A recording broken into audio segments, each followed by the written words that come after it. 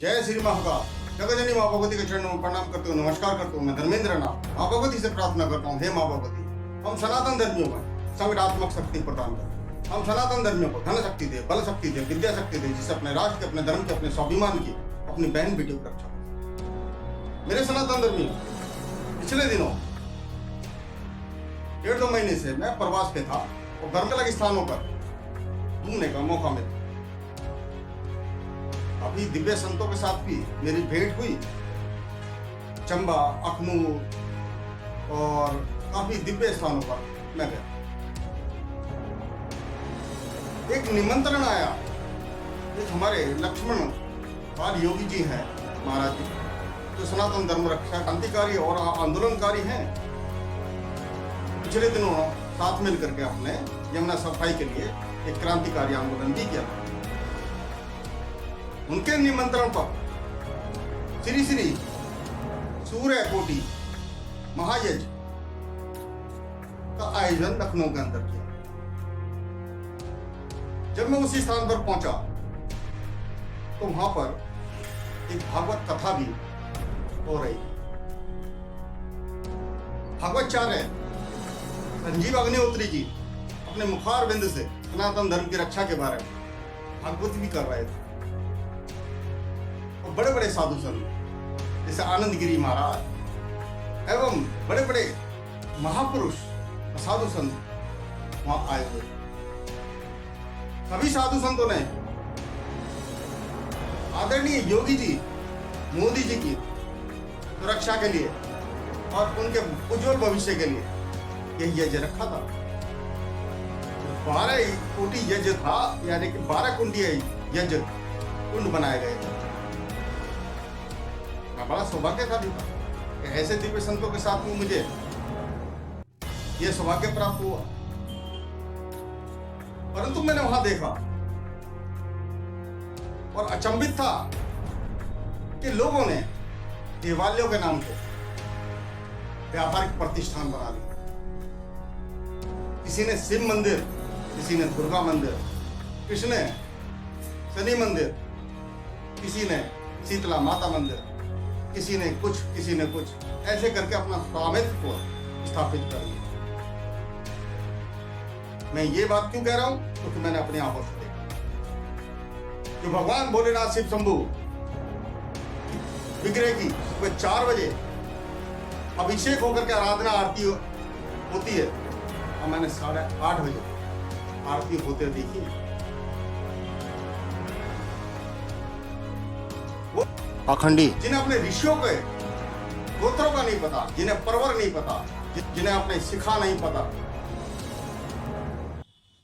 उन्होंने अपने व्यापारिक प्रतिष्ठान बना लिए।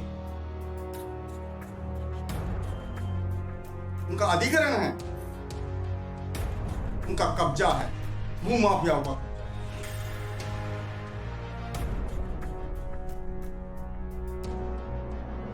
बड़ी दुख की बात, पिछले दिनों 16 नवंबर आदरणीय देवकीनंदन ठाकुर जी ने सनातन बोर्ड की जब बात की, तो मैंने वहां लखनऊ में जा करके ये देखा कि कैसे सनातन बोर्ड हमारा सफल हो पाए। अभी तो सरकार के नियंत्रण में कुछ देवालय हैं।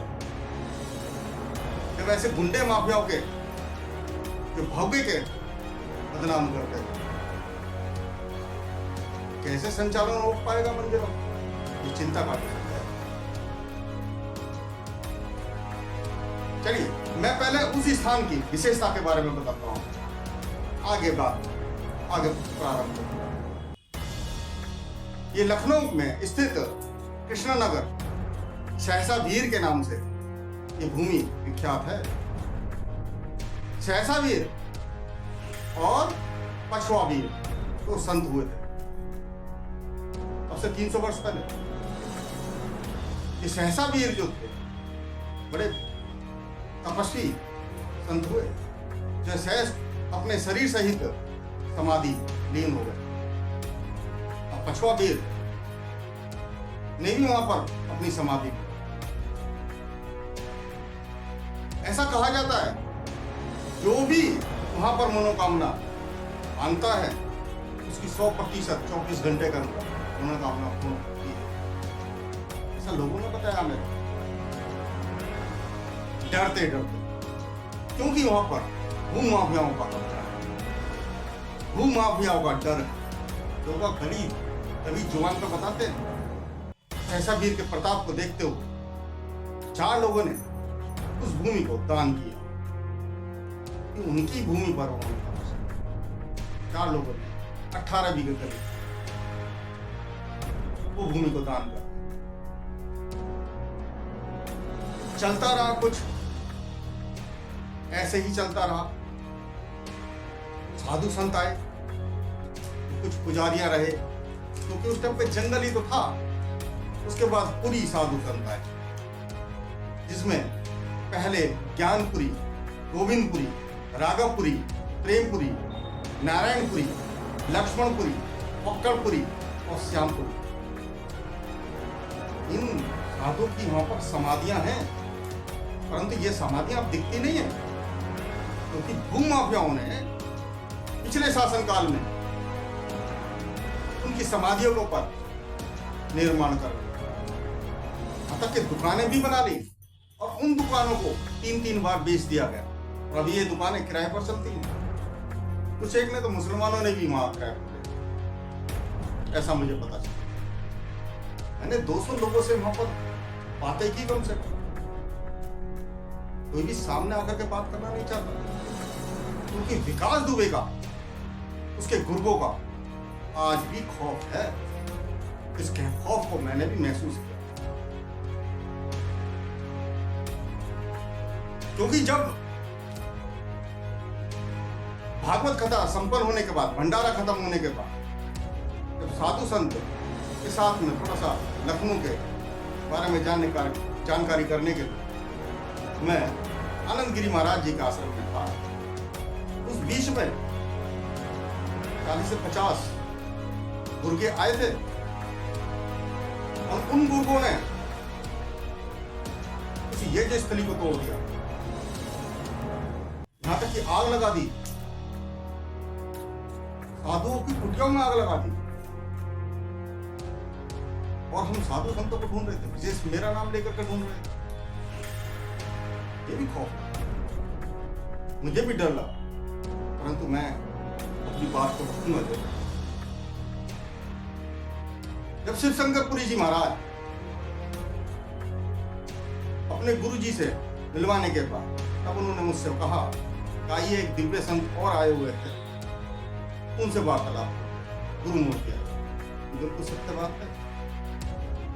बराबर वाले कमरे में श्यामानंद, सरस्वती कहें, नंद कहें, क्या कहें, मुझे इस बारे में पता है।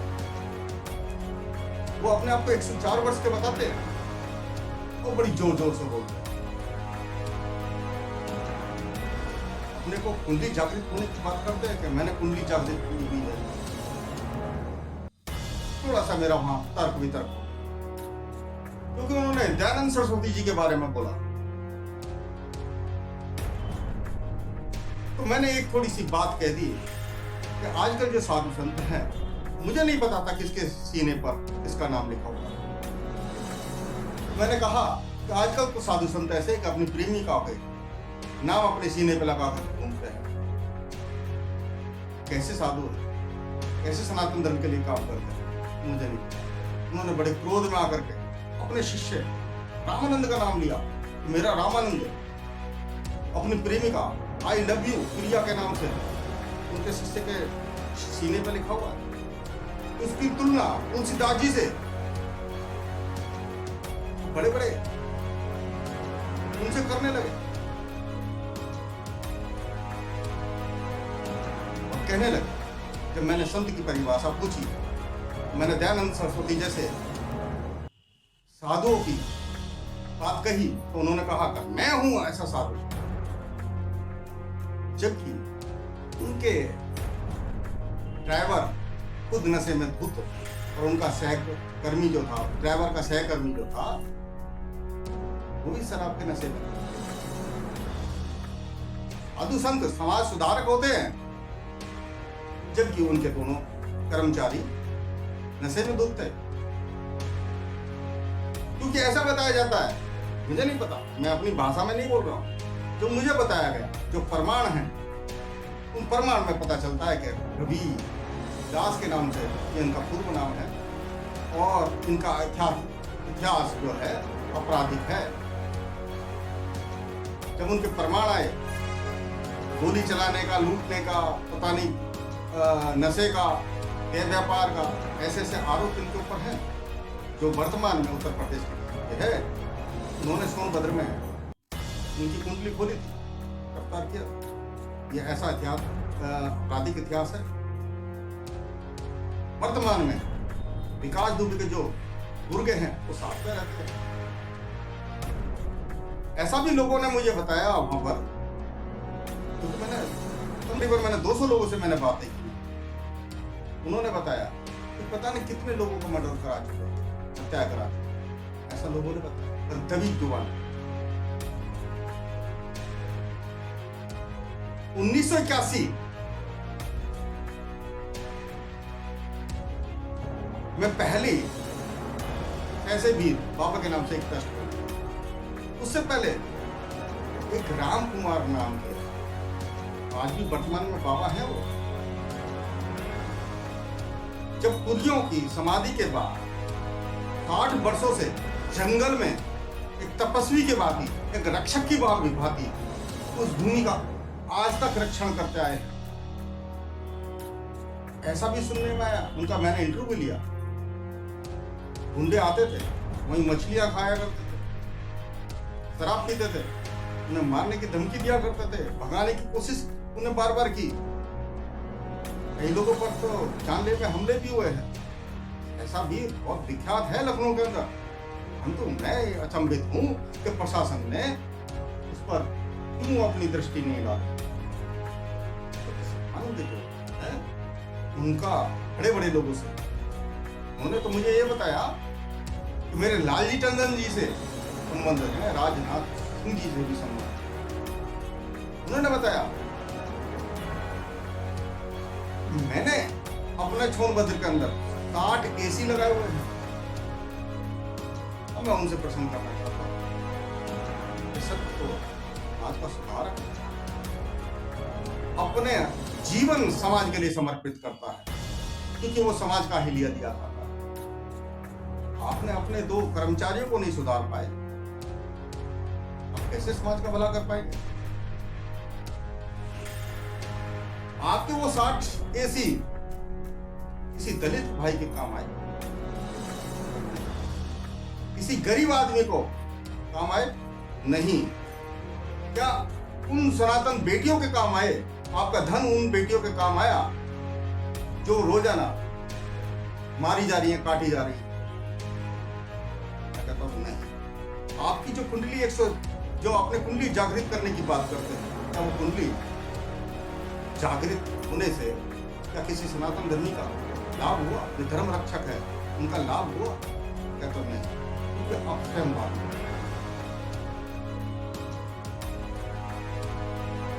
आपने अपने लिए ही चिंता की। आपने धन अपने ऐश्वर्य के लिए सनातन धर्मियों से अर्जित किया। संत तो वो है जो बांग्लादेश के अंदर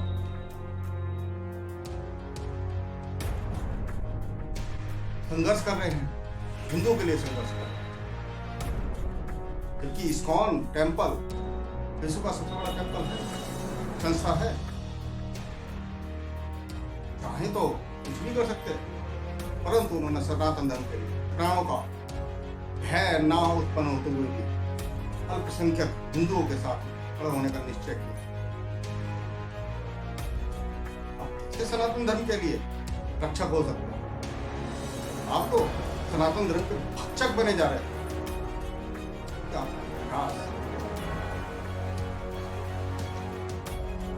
जबकि जो 4 भूमिदाताओं ने जो भूमि का दान किया, उनकी इच्छा थी कि यहां पर इस भूमि पर गुरुकुल हो, गौशाला हो, संतों का निवास हो, एक भव्य मंदिर हो, औषधालय हो।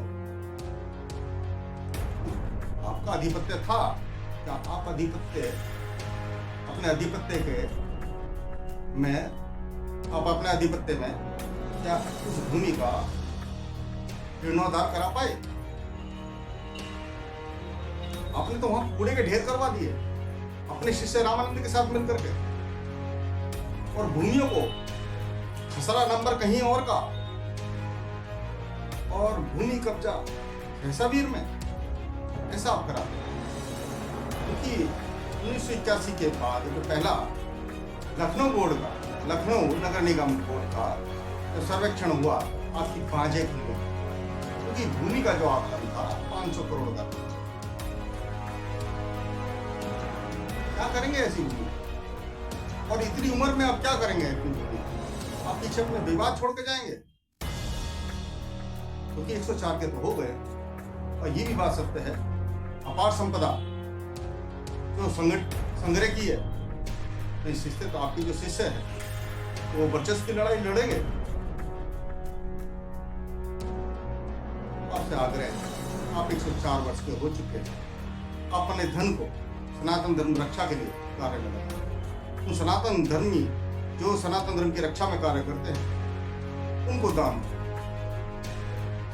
अभी भी समय अपने पुण्य को पुनः जागृत, और ये सहसा वीर को यहाँ पर मंदिर निर्माण करें, अपना मंदिर निर्माण, यहाँ पे संतों का निवास करें, यहाँ पर औषधालय का निर्माण करें, यहाँ पर गौशाला का निर्माण करें, यहाँ पर गुरुकुल का निर्माण करें। यहाँ से शिक्षित होकर के जो विद्यार्थी निकलेंगे वो सनातन धर्म के रक्षक होंगे। यहाँ पे ऐसी स्थापना करें कि कोई भी कृष्णनगर के जितने भी निवासी हैं वो बहन उनके मन में जो सहसा वीर बाबा की जो प्रतिष्ठा है, क्योंकि वहाँ पर ऐसा मानते हैं कि जो मनोकामना मानता है उसकी मनोकामना 100% पूरी होती है। ऐसा लोगों ने मुझे बताया, उनकी प्रतिष्ठा को खराब ना करें। जो अलग अलग ट्रस्टें आपने बना रखी हैं उनको तुरंत निरस्त कराएं। और मैं आदरणीय आदित्यनाथ योगी जी से, प्रशासनिक अधिकारियों से एवं और विशेष मैं रविंद्रपुरी जी से निवेदन करता हूं, हरिगिरी महाराज जी से भी प्रार्थना करता हूं, नारायण गिरी महाराज जी से प्रार्थना, अभी आप सभी संत मिलकर इस भूमि का जीर्णोद्धार करावें, और जो वहाँ पर समाधियां हैं उनको समाधियों को उन्हें जीर्णोद्धार करावें, इस भूमि को भव्य बनाओ। जितने भी कृष्णनगर के निवासी हैं उनसे आग्रह करता हूँ इस ऐसा भी जीर्णोद्धार में अपना योगदान, और भूमाफियों से इस भूमि को तुरंत मुक्त करा।